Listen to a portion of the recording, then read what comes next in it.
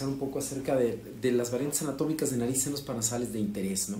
De interés clínico quirúrgico, porque en realidad, pues bueno, para que uno pueda realmente tener el conocimiento y guardarlo, es que le encuentres una aplicación a lo que estás aprendiendo. Si no le encuentras aplicación, pues no tiene mucho sentido, porque me aprendo esto. Entonces vamos a tratar de darle un enfoque en donde podamos realmente darle una aplicación a las variantes que debemos de conocer, ¿sí? Entonces, el reporte específico y la identificación preparatoria de las variantes anatómicas tiene como objetivo proveer al cirujano endoscopista de un mapa y una ruta quirúrgica, ¿sí? O sea, el estudio de imagen debe de decirles cómo están las cosas, por dónde deben de ir, por dónde deben de conducirse y los cuidados que deben de tener para evitar complicaciones. Finalmente, una de las cosas realmente importantes es evitar las complicaciones, ¿sí? Sería de lo más importante. Y para esto debemos de tener un auténtico concepto de imagen tridimensional. No en el sentido de que veamos la imagen como habitualmente estamos acostumbrados, pues el esqueleto, el macizo facial y todo eso, sino realmente poder revisar sagital, coronal y axial. Ese es el verdadero concepto tridimensional, para encontrar dónde está la lesión y tener la profundidad, la altura, lo ancho y todo eso, que es lo que realmente importa, ¿sí? Dentro de los lineamientos que se nos han dado, pues, para tener pues, ¿cómo decir? Para llevar a cabo el estudio de tomografía, hay ciertas cosas que hay que seguir para que realmente sea útil. Una de ellas, el estudio debe de ser realizado después del tratamiento médico, ¿sí? Cuando el paciente está enfermo, evidentemente lo vamos a encontrar mal.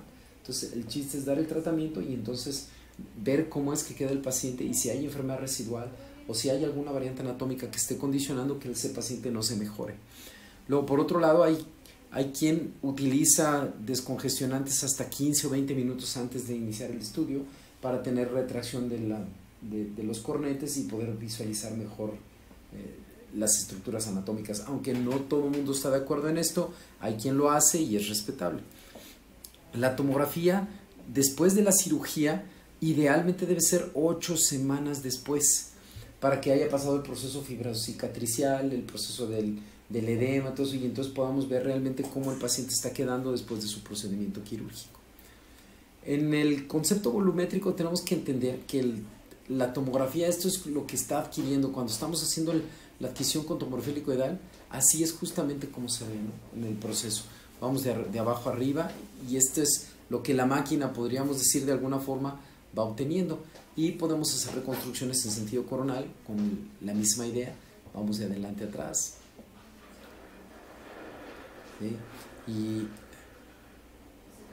por otro lado, pues también, igual que de adelante a atrás, podemos ir de un lado al otro y tener el concepto de la anatomía, las variantes y todo lo que sucede en los 3 planos, que esto es parte de lo que es importante, ¿no?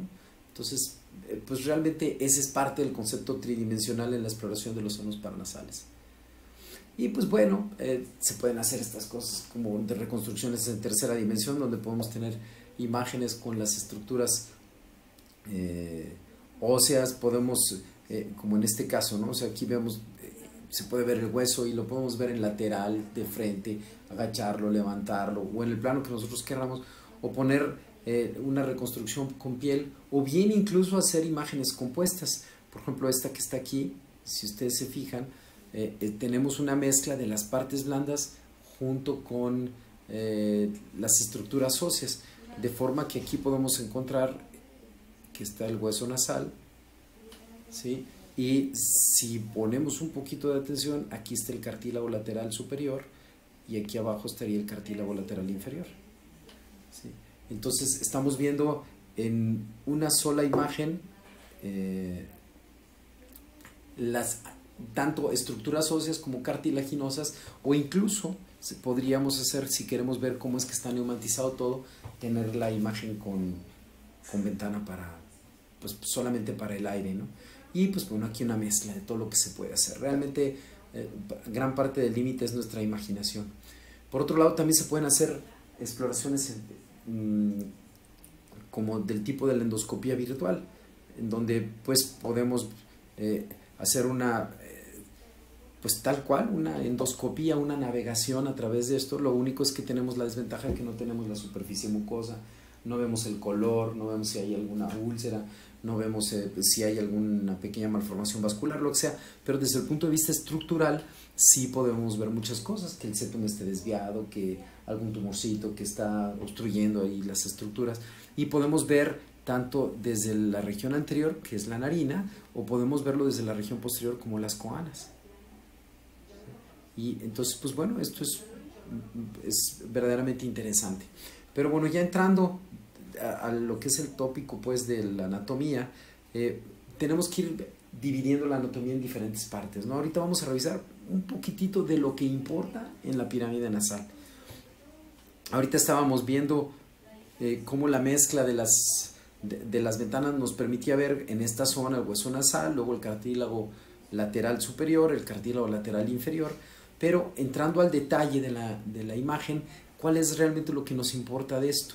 Fíjense, en esta imagen en tercera dimensión, si lo estamos viendo desde abajo, nos damos cuenta que la apertura de esta narina es diferente a la apertura de esta otra narina. Y debe de haber algún factor condicionante. Dice uno, bueno, a ver, ¿qué es lo que está pasando?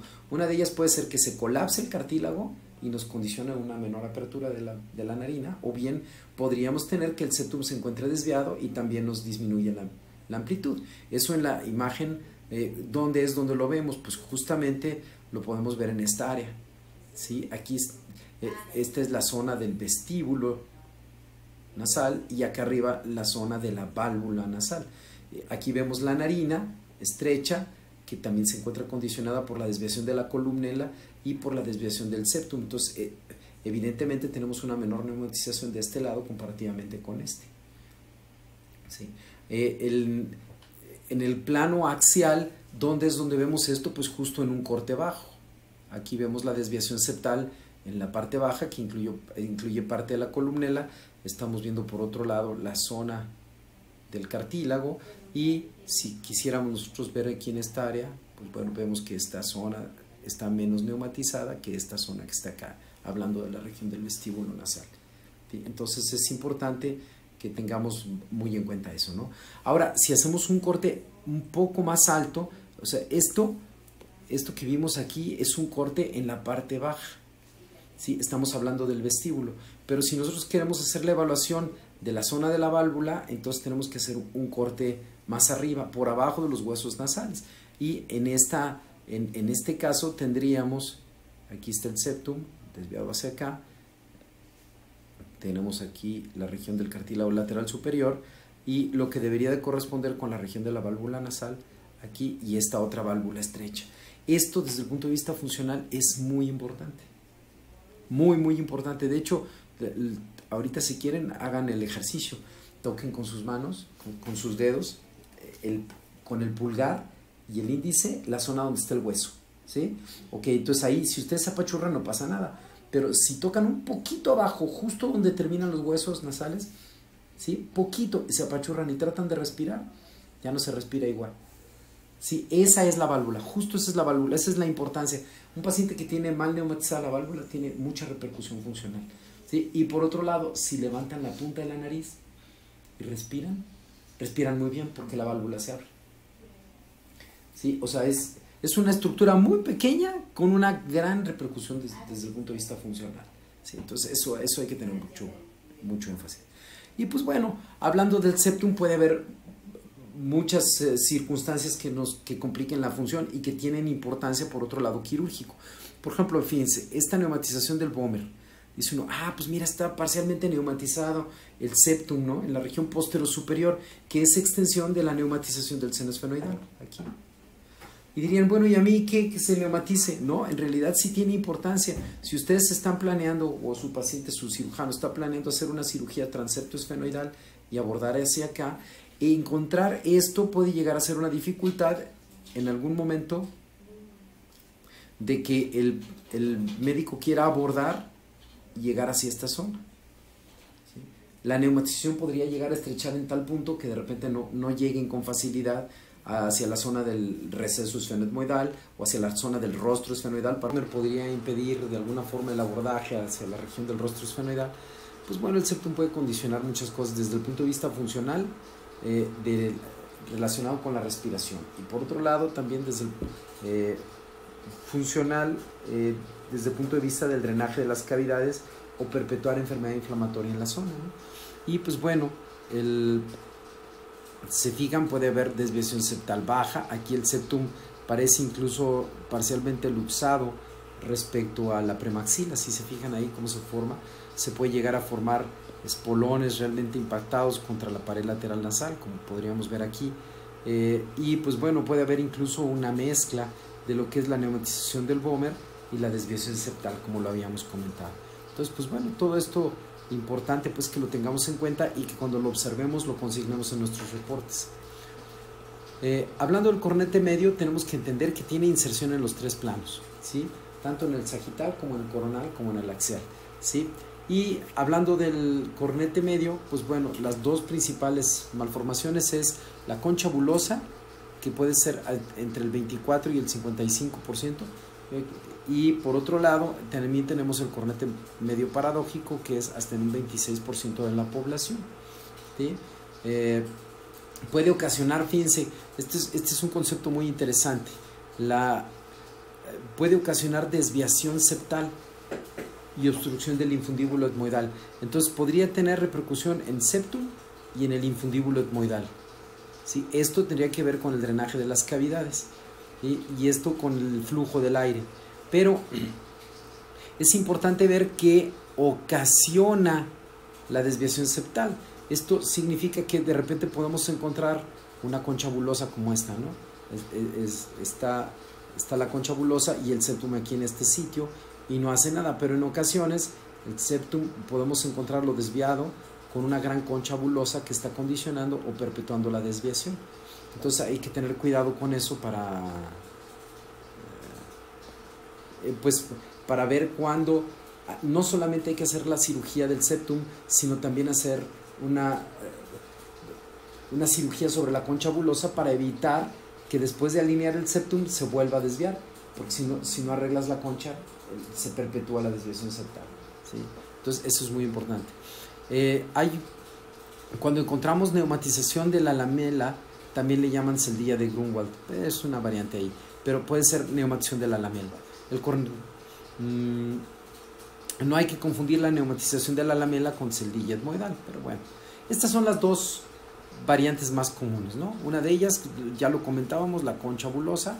Aquí está el cornete totalmente neumatizado, ¿sí? Y pues bueno, puede no ocasionar incluso ningún problema. Si ustedes se fijan, este seno está bien neumatizado y no tiene problemas de drenaje. Podría estar drenando perfectamente bien, ¿sí? Sin embargo, hay otras ocasiones donde la desviación sí puede condicionar un poquitito de problemas sobre la región del infundíbulo etmoidal y entonces estar condicionando algunos cambios inflamatorios relacionados. Pero es muy común encontrar variantes anatómicas que no condicionan patología. Y por otro lado, el cornete medio paradójico, que aquí lo tenemos. En ambos lados el cornete medio está paradójico. ¿Y en qué momento o de qué forma lo reconocemos? Habitualmente el cornete debería de venir así en forma vertical y tener la curva hacia este sitio. En este caso vemos que el cornete está dándole la espalda al infundíbulo etmoidal, si lo podemos ver así. Entonces esto es justamente el cornete medio paradójico. Y pues bueno, el cornete medio puede tener una mezcla de situaciones dentro de sus variantes anatómicas, ¿no? Y por ejemplo, si se fijan, aquí tenemos la neumatización lamelar, o lo que también se conoce como celdilla de Grunwald, que estábamos comentando, igual acá, ¿sí? Y dentro de esta cavidad podemos tener cambios de tipo inflamatorio como aquí. Entonces, algo que estaba previamente neumatizado ahora tiene cambios inflamatorios en el interior. Y como eso, pues bueno, vemos que puede haber en un lado curvatura paradójica, en el otro lado está parcialmente neumatizado, tiene cambios inflamatorios en el interior, o esta solamente es la neumatización de la raíz, pero si le ponemos atención a la parte baja, fíjense cómo aquí hay una zona de contacto. Entonces podemos tener incluso una sinequia turbino-septal, que es una de las cosas que podemos llegar a tener. La concha bulosa, que está condicionando un poco de desviación septal hacia este lado. Y pues bueno, la mezcla de situaciones que podemos tener cornete medio paradójico junto con la neumatización de la raíz. En realidad las posibilidades son muchas. Lo único que necesitamos hacer es consignar eso en nuestro reporte, que el cirujano sepa frente a lo que se va a encontrar. ¿Sí? Ahora, una de las cosas que recientemente se ha descrito es que tenemos que hacer una revisión sobre la anatomía lamelar o de las lamelas. Esto antes no lo habíamos visto porque no teníamos la costumbre de hacer reconstrucciones en sagital. Ahora en los estudios hacemos sagital, coronal y axial. Entonces en el sagital encontramos algunos datos anatómicos que antes no le habíamos dado importancia. Pero entonces tenemos que saber cuáles son nuestras lamelas. La número 1 es el proceso uncinado. La 2, el margen anterior de la bula etmoidal. 3, la lamela basal. 4, la lamela del cornete superior. Y el 5 puede ser variable, fíjense. Si tenemos cornete supremo, ¿sí? Este es la quinta lamela. Pero si no hay cornete supremo, ¿sí? Si no hay lamela de cornete supremo, entonces es la cara anterior del seno esfenoidal la que sería la quinta lamela. ¿Sí? Ahora vamos a buscar dónde están las lamelas. Si nosotros intentamos ver, fíjense, aquí está el proceso uncinado, que guarda íntima relación con la celdilla de Lagernazi. En este caso esta es la celdilla de Lagernazi, ¿sí? Luego por otro lado tendríamos la siguiente, que es la bula etmoidal. Aquí tenemos la bula etmoidal, ¿sí? Entonces tenemos esas dos lamelas. El siguiente sería la raíz del cornete medio, ¿sí? O la lamela basal, que sería la tercera. Luego ahora tenemos que buscar la del cornete superior. Aquí está. Entonces ya llevamos 4. Y en este caso, como no había cornete supremo, entonces pues ya lo único que hacemos es que la cara anterior del seno esfenoidal es nuestra siguiente lamela. Entonces esa es la anatomía lamelar. Ahí tenemos todas, ¿sí? Proceso uncinado, la cara anterior de la bula etmoidal, la raíz del cornete medio o la lamela fundamental, luego la raíz del cornete superior o la lamela del cornete superior y el rostro esfenoidal o la cara anterior del esfenoides. Y pues bueno, no en todos los casos se ve en todos los momentos, pero cuando estamos en nuestra estación de dictado o nuestra estación de trabajo, lo único que tenemos que hacer es mover ligeramente hacia un lado y hacia el otro en el plano sagital, y entonces somos capaces de identificar todas las lamelas. No siempre se ven todas en el mismo plano, pero cuando uno hace el movimiento puede uno identificarlas todas, ¿no? Ahora, si vamos a otra estructura anatómica que tenemos que tener mucho cuidado, una de ellas es el proceso uncinado, ¿sí? Es una lámina delgada de hueso, ya todos, de hecho lo hemos estado viendo, que corre en el plano sagital y que va desde la región antero-superior hasta la región postero-inferior, ¿sí? Desde el hueso lacrimal, guarda íntima relación con el hueso lacrimal y también con las celdillas de Lagernazi, ¿sí? Y va hasta el proceso etmoidal del cornete inferior o al palatino. Entonces tiene todo un trayecto interesante eso. En el plano coronal, ¿sí? El espacio entre el proceso uncinado, pero estamos hablando de un espacio, no es una estructura como tal, sino el espacio entre el proceso uncinado, que sí es una estructura, y el borde inferinterno de la órbita forman el infundíbulo. Entonces tenemos que entender que el infundíbulo es un espacio o es un corredor, no es una estructura como tal, ¿sí? Es un espacio formado entre dos estructuras. Ahora, la inserción anterior del proceso uncinado es variable y puede tener como variante la neumatización, que es más o menos común, que es hasta el 4%, y se puede evertir y esta eversión formar una estructura que confunde y el cirujano piensa que es un cornete, ¿sí? Habitualmente la forma, si tomamos que este es el reborde orbitario y este sería el proceso uncinado, esta que está aquí sería la zona del infundíbulo. ¿Estamos de acuerdo? ¿Sí? Pero habitualmente el proceso uncinado tiene esta forma. pero si tenemos una variante anatómica que se vierte, ¿sí? Entonces se puede formar así, hace un ganchito, que desde el punto de vista endoscópico puede confundir con el cornete. El proceso uncinado, si está telectásico, se relaciona con hipoplasia del seno maxilar o bien con seno silente. Estas son dos entidades que tenemos que aprender a reconocer, la hipoplasia respecto al seno silente, ¿sí? Esto es cuando está atelectásico, ¿sí? Ahora vamos a entender qué es esto de que el proceso uncinado esté atelectásico, ¿sí? Esto puede favorecer penetración inadvertida hacia la órbita durante la cirugía endoscópica. Esto hay que tener mucho cuidado, penetración inadvertida, ¿sí? Yo aquí lo pondría así hasta como con rojo, para que hagamos el hincapié suficiente de que eso debemos de tener mucho cuidado y el cirujano debe estar advertido, ¿sí? En raras ocasiones podemos tener ausencia del proceso uncinado, ¿sí? Ahora, dentro de su inserción anterior, el proceso uncinado o apófisis unciforme puede tener 3 diferentes zonas de inserción o de relaciones anatómicas en la región anterosuperior. Una de ellas es hacia la zona de la lámina papirácea, otra de ellas es hacia la raíz del cornete medio y otra es directamente a la base del cráneo. Y diría uno, bueno, ¿y a mí eso qué me interesa? No, sí tiene interés, porque tiene interés desde el punto de vista funcional. Fíjense, dentro de los conceptos que tenemos es que el seno frontal, las celdillas etmoidales y el seno maxilar drenan todos al meato medio, ¿sí? Así es. Pero si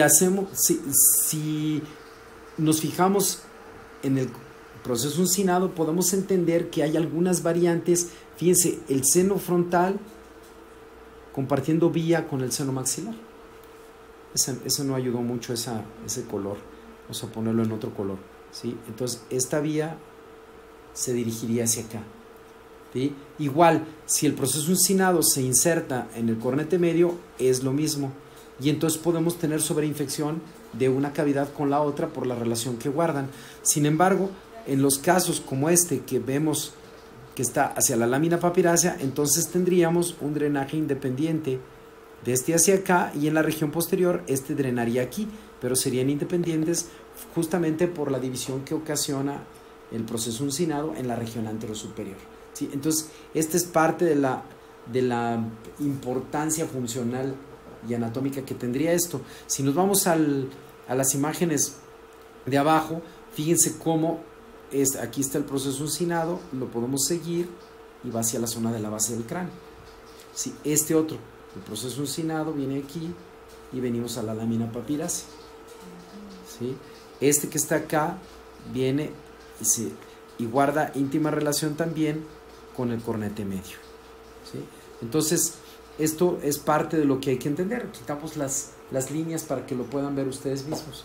Entonces, eso es un detalle interesante, ¿sí? Y bueno, en esta magnificación todavía está más fácil. Fíjense, vamos, proceso uncinado, hacia arriba, lámina papirácea. Ahora vamos en el otro, proceso uncinado, hacia arriba, base de cráneo. Y en el otro, proceso uncinado, y hace una zona de contacto aquí con el cornete medio.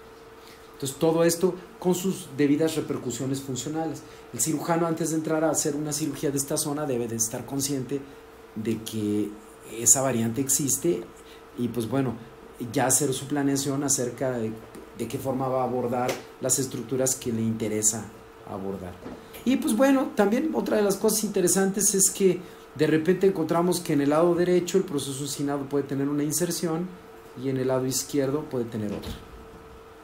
¿Sí? Y entonces, pues bueno, cuando eso es de interés quirúrgico, hay que hacer el reporte para que el cirujano esté prevenido. Y pues dentro de las variables anatómicas del proceso uncinado, igual podemos tener muchas. Esto es como el proceso uncinado que todos soñamos tener, ¿sí? Es un proceso uncinado bonito con el reborde orbitario y la bula etmoidal formando adecuadamente la región del infundíbulo, ¿no? Pero en algunas otras ocasiones la bula puede estar un poquito más prominente, estrechar la región infundibular, pero hablando del proceso uncinado por sí mismo, vean cómo puede estar evertido, lo que comentábamos, que nos puede confundir. Igual aquí puede estar parcialmente vertido y contactando, pero en otras ocasiones encontramos que puede estar neumatizado y esto se llama bula uncinada, ¿sí? Esta es otra bula uncinada. En muchos de los casos ninguna de las variantes condiciona patología, en muchos de ellos, pero bueno, tenemos que estar atentos porque de repente si esto se sigue neumatizando puede llegar a un nivel que entonces obstruya las estructuras de drenaje y condicionar enfermedad inflamatoria secundaria del seno maxilar. Entonces hay que tener en cuenta eso. Y por otro lado, una vez que estamos familiarizados con la anatomía normal, tenemos que entender que esto también es algo de lo que con mayor frecuencia cada día nos vamos a ir enfrentando. ¿Qué es? Dice uno, bueno, es que aquí como que algo me falta. Pues sí, te falta por un lado la bula etmoidal y por otro lado nos falta el proceso uncinado. A este paciente con una cirugía funcional le hicieron uncinectomía y bulectomía. Ampliaron la zona de drenaje y esto es una cirugía funcional del seno. Entonces nada más es tener en cuenta que de repente cuando te falta, pues bueno, hay que entender que un cirujano pasó por ahí y decidió retirarlo. Y cuando hablamos de atelectasia, también esto es lo que tenemos que entender. Fíjense cómo el reborde orbitario inferointerno, aquí está, y cuando hablamos de atelectasia lo que hablamos es que el proceso uncinado está adosado al reborde orbitario inferointerno, están pegados.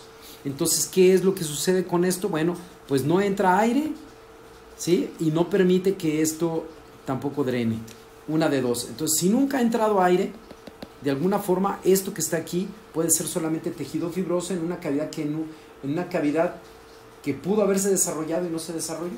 Entonces, allí tienen tejido fibroso y no es necesariamente inflamatorio en muchos de los casos. Pero si sí, en alguna ocasión se llegó a neumatizar, tuvo aire, entonces sí podemos hablar de cambios de tipo inflamatorio. Y miren, hay algunas cosas que son muy interesantes de poder diferenciar. Esto que estábamos comentando, ¿no? La hipoplasia del seno maxilar. La hipoplasia muchas veces está relacionada justamente con la atelectasia. Vean cómo está ahí y aquí, ¿sí? Lo voy a quitar porque es mejor verlo sin líneas. Ahí está comparativamente con este, que aquí sí podemos ver claramente. Ay, jole, se me fue la línea, ¿no? Pero podemos ver claramente cómo el proceso uncinado está separado del reborde orbitario inferointerno, situación que aquí no está. Ahí encontramos que está atelectásico, está adosado. Y en forma secundaria, aquí hay que entender otra cosa más. Fíjense cómo esta cavidad es francamente más pequeña que esta. Una sí se desarrolló y la otra no se desarrolló. Puntos de mucha importancia para ver aquí es, fíjense hasta dónde alcanza el desarrollo del seno maxilar comparativamente con este. Vean cómo acá el receso malar está bien desarrollado y aquí el receso malar está pequeño. Aquí está extendiéndose hacia el proceso alveolar, aquí no llega hasta la zona del proceso alveolar. Otra, vemos la fontanela posterior y la pared lateral nasal de características normales y aquí la vemos hacia acá. Y todos esos signos hablan de que el seno maxilar está hipoplásico, está pequeño, se desarrolló poco. ¿Sí? Entonces esto es hipoplasia. ¿Sí? A diferente de este que es el síndrome del seno silente. Este sí es un seno que sí se desarrolló, algún día estuvo felizmente neumatizado, ¿sí? Y en algún momento de la vida resulta que encontramos nuevamente un contacto o atelectasia, ¿sí? Y eso hace que se genere presión negativa en el interior del seno maxilar, ¿sí? Entonces, vean aquí esto que está aquí ocasiona presión negativa y en forma secundaria tenemos retracción de las paredes. Es una atelectasia, hace presión negativa. Y entonces miren qué bonita se ve esta pared y esta pared se ve parcialmente retraída hacia acá. ¿Sí? Vean cómo esta está retraída y esta está bien formada. ¿Sí? Luego, esta pared lateral está bien y esta pared lateral está medializada. ¿Vamos bien? Luego fíjense, este piso orbitario es normal y este piso orbitario está más profundo, hacia abajo. Esta fosa pterigomaxilar es normal y esta fosa pterigomaxilar está ampliada. Ya estoy rayando mucho, ¿sí? Pero fíjense, entonces todos esos son signos que debemos de tener muy en cuenta. Y hay descenso del piso orbitario, hay retracción de la pared lateral nasal, hay retracción también de esta otra, ¿sí? Y si lo vemos en la lateral, esta es la fosa pterigomaxilar normal, y vean incluso como la fosa pterigomaxilar también se encuentra la pared posterior del seno maxilar retraída hacia el seno. Si hacemos el análisis comparativo de una órbita con la otra, encontramos que el piso orbitario está descendido comparativamente con el otro. ¿Sí? Entonces, esto en realidad es el seno silente, es una telectasia del seno maxilar. Hablábamos de que la telectasia del proceso uncinado ocasiona hipoplasia y seno silente. El seno silente es una atelectasia del seno maxilar secundaria a una atelectasia del proceso uncinado. ¿Estamos de acuerdo? Y entonces, si el cirujano quiere quiere abordar y reparar esto, tiene que tener mucho cuidado de que si quiere hacer una uncinectomía, aquí en este caso no pasa nada, la puede quitar perfectamente, pero si aquí quiere hacer una uncinectomía y no está avisado de que está telectásica, inadvertidamente puede penetrar a la órbita y ocasionar una iatrogenia. Esa es la importancia de esta variante anatómica.